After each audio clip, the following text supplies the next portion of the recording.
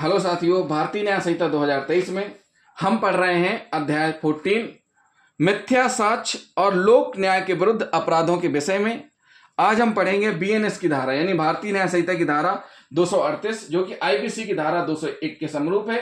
अपराध के साक्ष्य का विलोपन या अपराधी को प्रच्छादित करने के लिए मिथ्या इत्तला देना।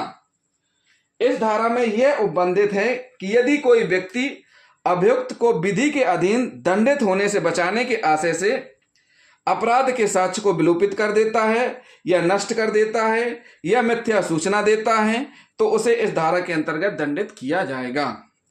इस धारा के अंतर्गत अपराध के लिए निम्नलिखित बातें साबित किया जाना आवश्यक है। पहली, किसी अपराध का होना यानी अपराध किया जाना। दूसरा, अभियुक्त यह जानता था या उसके पास विश्वास करने का पर्याप्त कारण था कि अपराध घटित हुआ है।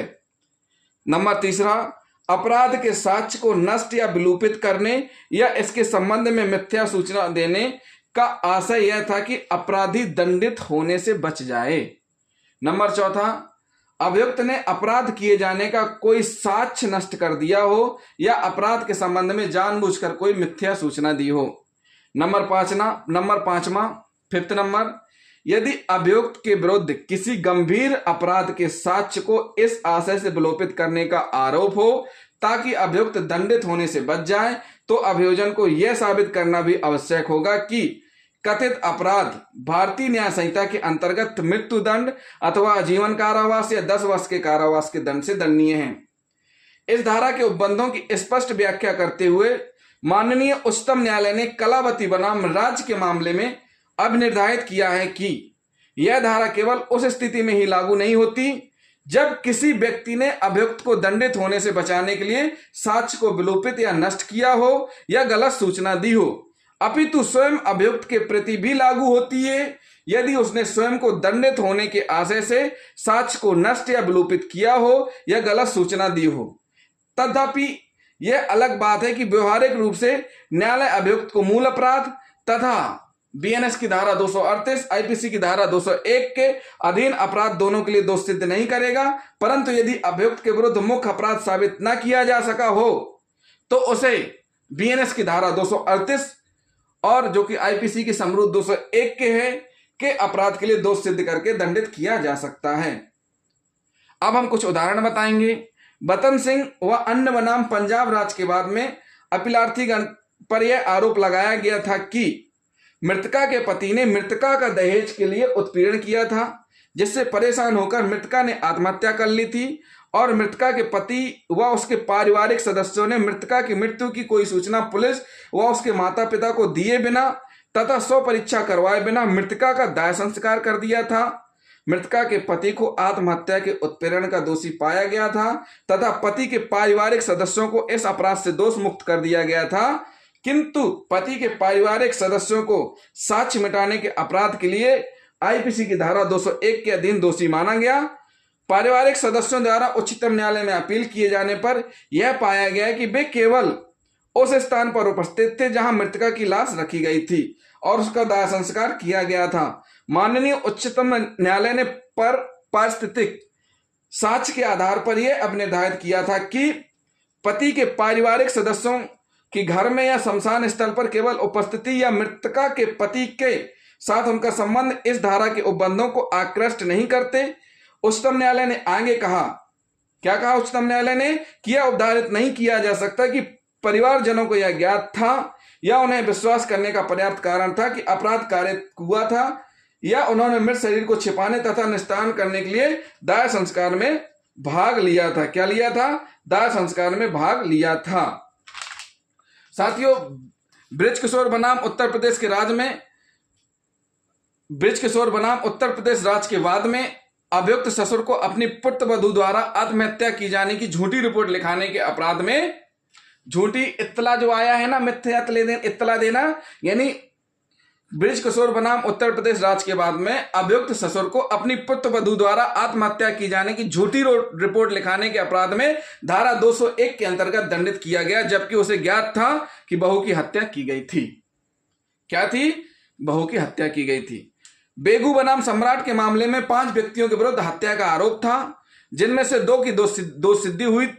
साक्ष्य के आधार पर यह साबित हुआ कि अन्य 3 अभियुक्तों ने मृतक के शरीर को निकालकर छिपाने में मदद की थी और उन्हें यह जानकारी थी कि मृतक की हत्या की गई है। अतः इन 3 अभियुक्तों पर बिना कोई अन्य आरोप लगाए हुए उन्हें धारा 201 के अंतर्गत अपराध का साक्ष्य नष्ट करने के अपराध के लिए दंडित किया गया। क्या किया गया? अपराध के लिए दंडित किया गया था। एक और महत्वपूर्ण उदाहरण हम आपको बताएंगे। राजस्थान राज्य बनाम कमला के मामले में उच्चतम न्यायालय ने अब निर्धारित किया कि अभियुक्त के मार्गदर्शन के आधार पर किसी स्थान से गड़े हुए मुर्दे की लाश खोद निकाली जाने से यह साबित हुआ नहीं माना जाएगा कि लाश वहां अभियुक्त ने ही गाड़ दिया हो। क्या कर दिया? वहां गाड़ दिया हो। लेकिन जहां लाश को अभियुक्त द्वारा स्वयं अपने मकान के कमरे से खोद कर निकाला गया हो तथा उसने मृतक बालिका के व्यापरण से लेकर उसका 100 कमरे में गाड़ देने तक की सभी घटनाओं को स्वेच्छा स्वीकार किया हो तो उसे धारा 201 के अंतर्गत साक्ष्य का विलोपन करने के अपराध के लिए दोषी माना जाएगा। उच्चतम न्यायालय द्वारा निर्णीत दामोदर बनाम कर्नाटक राज्य के बाद में इस कथन की पुष्टि हो जाती है। इस बाद में अभियुक्त ने एक 8 वर्षीय बालिका का व्यापरण करके उसे अपने घर पर लाकर उसके साथ अप्राकृतिक कुकृत्य किया तथा उसकी हत्या करके घर के एक कमरे में लाश को गाड़ दिया। मृतका की माता द्वारा अभियुक्त के बारे में संदेह व्यक्त किए जाने पर पुलिस अभियुक्त के घर पहुंची, जहां अभियुक्त ने पूरी घटनाएं स्वीकार करते हुए स्वयं कमरे से मृतका की लाश को खोदकर निकाला गया। अतः अभियुक्त को धारा 302 हत्या एवं धारा 364 हत्या के लिए व्यापरण के अलावा धारा 201 साक्ष्य मिटाने के लिए किया गया कृत्य के अपराध के लिए भी दोष सिद्ध किया गया। उच्चतम न्यायालय ने अभियुक्त की अपील को निरस्त करते हुए अभिकथन किया कि विचारण न्यायालय द्वारा एवं उच्च न्यायालय द्वारा उक्त अपराधों के लिए दंडित किया जाना पूर्णतः न्यायोचित था। तो साथियों, ये कुछ हमने उदाहरण आपको बताए हैं जिसमें स्पष्ट किया गया है कि साक्ष्य का विलोपन करना किस प्रकार से दंडनीय है। जो कोई भी साक्ष्य का विलोपन करेगा स्वयं अभियुक्त या उसके साथी, तो उनको बीएनएस की धारा 238 के तहत दंडित किया जाएगा, जिसमें सजा का प्रावधान है। स्पष्ट किया गया सजा का प्रावधान क्या क्या है। ए में 238 का सब क्लॉज ए क्या कहता है? यदि वह अपराध जिसके किए जाने का उसे ज्ञान हो या विश्वास है मृत्यु से दंडनीय हो तो वह दोनों में से किसी भांति का कारावास जिसकी अवधि 7 वर्ष तक की होगी। मतलब एक ऐसे अपराध के साक्ष्य को नष्ट किया जा रहा है जो कि मृत्यु दंड से दंडनीय अपराध है, तो ऐसी स्थिति में सजा मिलेगी कितनी? 7 वर्ष तक का कारावास, जुर्माना दोनों से दंडित किया जाएगा।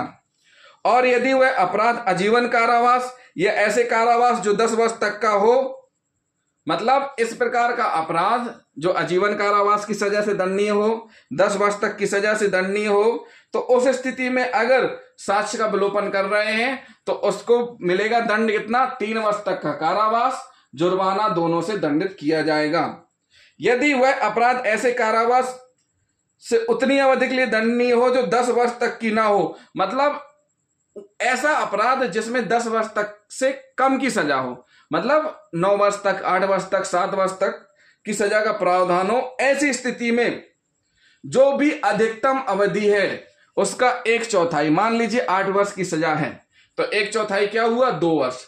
तो 201 यानी बीएनएस की धारा 238 के अंतर्गत 2 वर्ष तक का कारावास और जुर्माना दोनों से दंडित किया जाएगा। दीर्घतम अवधि का 1/4 भाग से दंडित किया जाएगा। तो साथियों, ये हमने आपको बताई बीएनएस की धारा 238 जो कि आईपीसी की धारा 201 के समरूप है। अपराध के साक्ष्य का विलोपन या अपराधी को प्रच्छादित करने के लिए मिथ्या इत्तला देना, जिसमें दंड का प्रावधान किया गया है, दोष सिद्ध होने पर दंडित किया जाएगा। जिन साथियों ने अभी तक हमारा चैनल सब्सक्राइब नहीं किया है, हमारे चैनल को सब्सक्राइब जरूर कर ले और वीडियो को लास्ट तक जरूर देखें। अगली सेक्शन हम पढ़ेंगे बीएनएस की धारा 239, 239, 239 जो कि आईपीसी की धारा 202 के समरूप है। इत्तला देने के लिए अबाध्य व्यक्ति द्वारा अपराध की इत्तला देने का जानबूझकर लोप करना।